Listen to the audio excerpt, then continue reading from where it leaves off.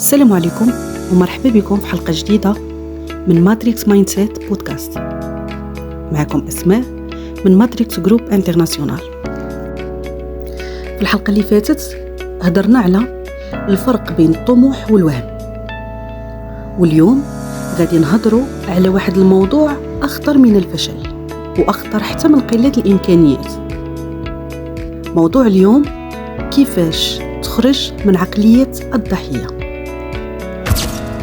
إلا حسيتي في شي لحظة أن الحياة قاصحة عليك وأنك مظلوم وأن الناس والظروف هما السبب في كل تأخير، خليك معايا حتى الآخر، حيت هاد الحلقة ممكن تكون نقطة تحول في حياتك.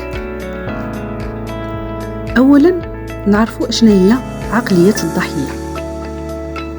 عقلية الضحية هي واحد طريقة ديال التفكير اللي فيها الإنسان كيشوف راسو ديما متضرر وديما مظلوم وديما ما عندوش يد في اللي واقع ليه. الضحية كيقول ماشي ذنبي، الظروف قوى مني، ولا تيقول الناس ما خلاونيش ننجح. وعقلية الضحية ما كتجيش فجأة، كتكون مع الوقت، من التجارب، من الخيبات، ومن الإحباط المتراكم. المشكل هو أنها كتولي أسلوب حياة وكتحبس الإنسان وبلا ما يحس. هنا تقدروا تسولوني كيفاش كتبان عقلية الضحية في الحياة اليومية. خليني نعطيكم أمثلة باش تشوفوها بوضوح. كتبان في واحد كيبغي يخدم ولكن ديما عنده عذر، الخدمة ما كايناش، البلاد صعيبة، الناس ما كيعاونوش. وكتبان في واحد بغى يغير حياته ولكن كيقول ما عنديش الدعم، ما عنديش الوقت، انا ما نقدرش، انا ما عنديش ماشي الوضع ديالي بحالي بحالهم. وكتبان حتى في العلاقات، ديما الطرف الاخر هو الغلطان وديما هو الضحية.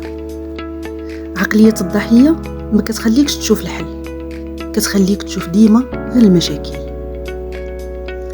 علاش عقلية الضحية خطيرة؟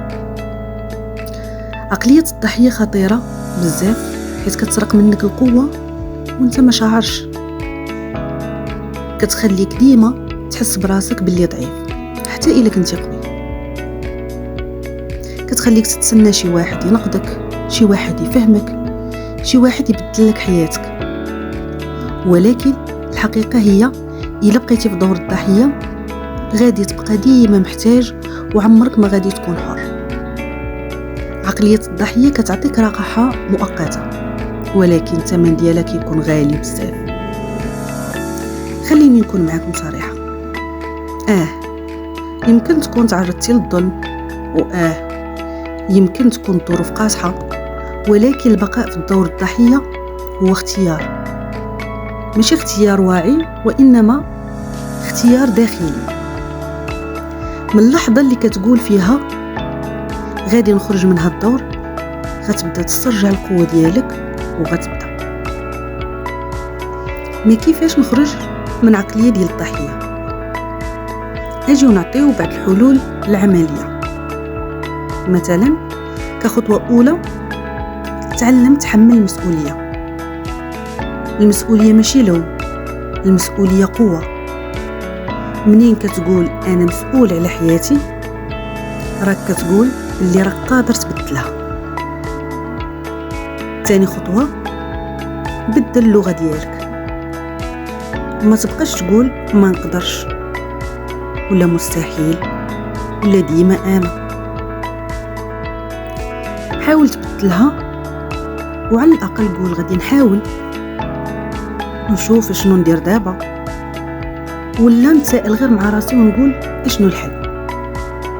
حيت إلا بدلتي لغتك مع راسك غتصايب الواقع ديالك.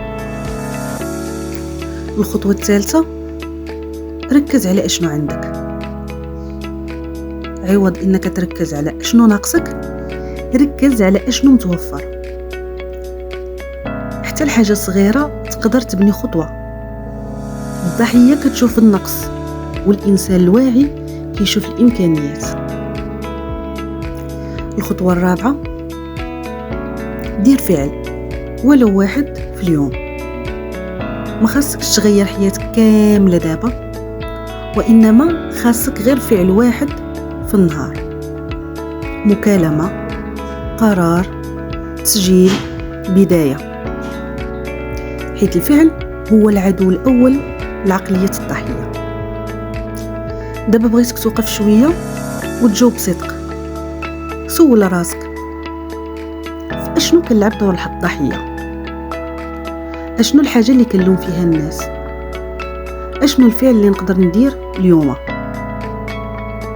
فكر ولا كتبو حتى في تعليق باش تعلم على البداية الجديدة. إلا وصلتي لهاد اللحظة فرقم، حتى إلا ما كنتيش حاس. عقلية الضحية ماشي النهاية، هي مرحلة وتقدر تخرج منها في أي لحظة. إن فوا تقرر دير سبسكرايب، فعل الجرس وخلي تعليق باش نكملوا هاد الرحلة مع بعضياتنا. وفي الحلقة الجاية غادي نهضروا على الفشل، دليل على أساس أنك ما صالحش، واش بصح ولا لا.